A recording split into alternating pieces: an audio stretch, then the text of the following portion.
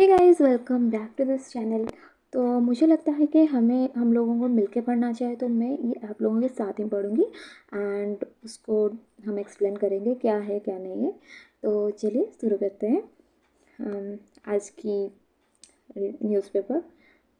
So that is ISRO successfully conducts RLB test from Karnataka. So ये बोल रहा है कि इसरो ने सक्सेसफुली RLB का टेस्ट कंडक्ट कर लिया है कर्नाटका से।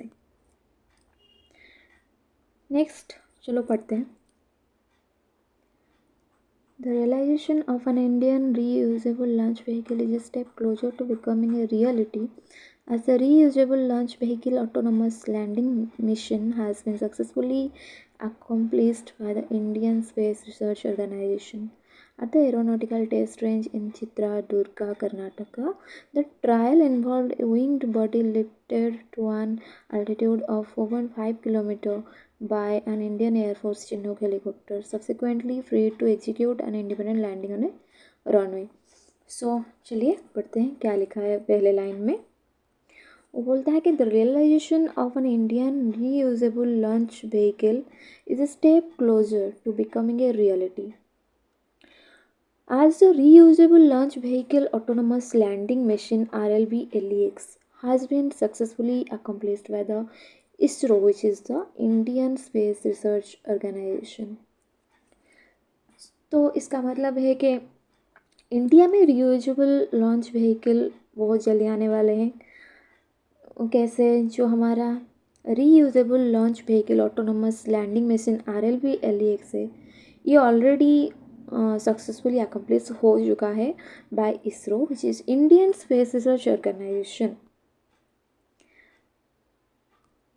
तो उसके बाद हम देखते हैं कि at the aeronautical test range in Chitradurga, Karnataka, the trial involved winged body lifted to an altitude of 4.5 km by an Indian Air Force Chinook helicopter, subsequently freed to execute an independent landing on a runway.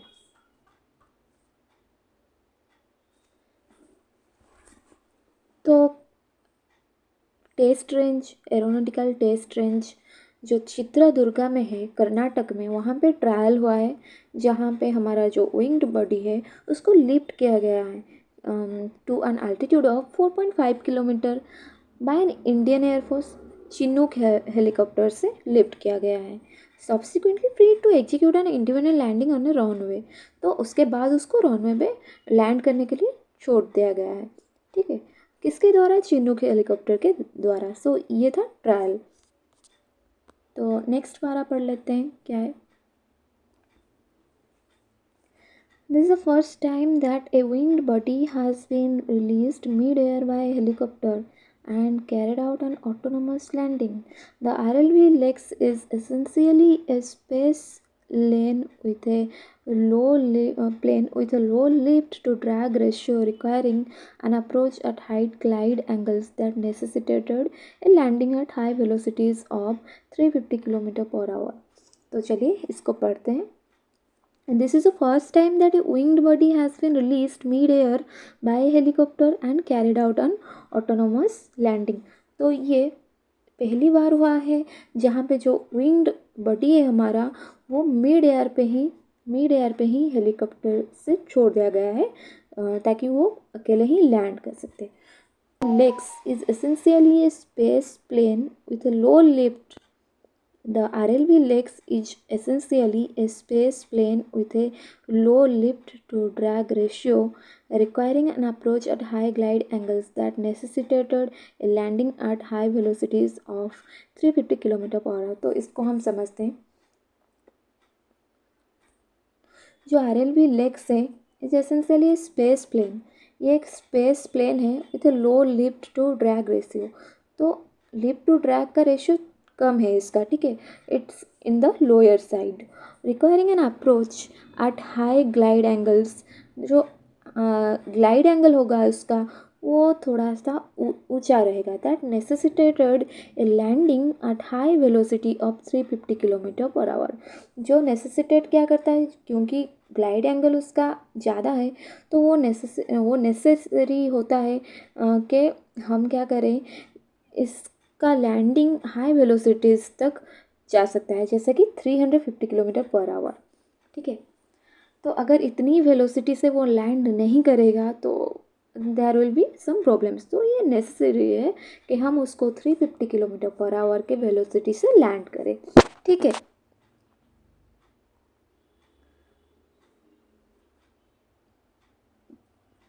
तो हम अभी next वाला पढ़ते हैं। Under condition similar to those of a space re entry vehicle landing, the autonomous landing was executed, achieving landing parameters such as precise body rates, the sink rate of landing gears, and ground relative velocity. To accomplish the reusable launch vehicle autonomous landing mission, RLV Lex, several cutting edge technologies were necessary, including accurate navigation hardware and software, a pseudo light system, a Ka band radar altimeter, a Navic receiver, an indigenous landing gear, aerofoil honeycomb fins, and a brake parachute system. ISRO designed localized navigation systems using pseudo-light systems, instrumentation, and sensor systems. The Ka-band radar altimeter provided precise altitude information with the aid of a digital elevation model of the landing zone. तो देखते हैं, हम line by line पढ़ते हैं क्या लिखा है। Under conditions similar to those of a space re-entry vehicle landing, the autonomous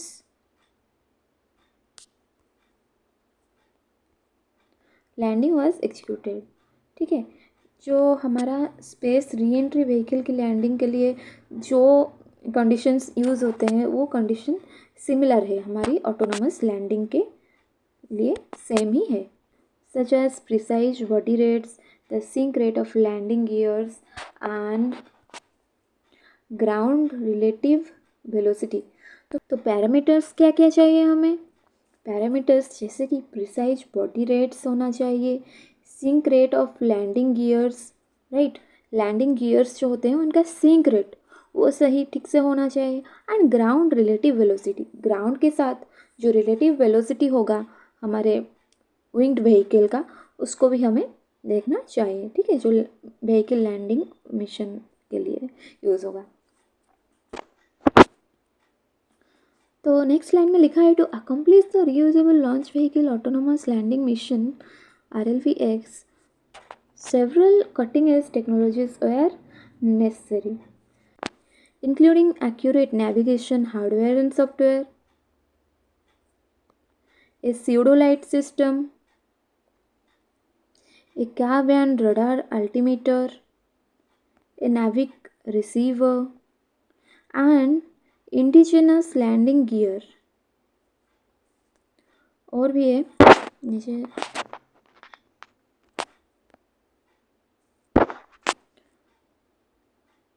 एरोफॉयल honeycomb pins and a brake parachute system.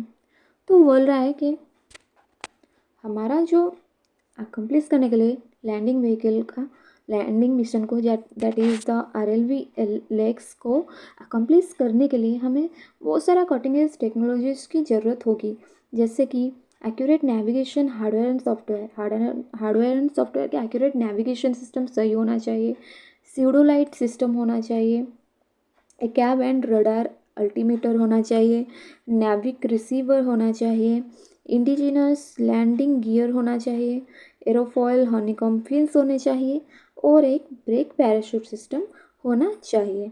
ठीक है, तो ये सब नेसेसरी है हमारे व्हीकल के लिए, ये नेसेसरी है। Next, ISRO designed localized navigation system using pseudolite systems, instrumentation and sensor systems।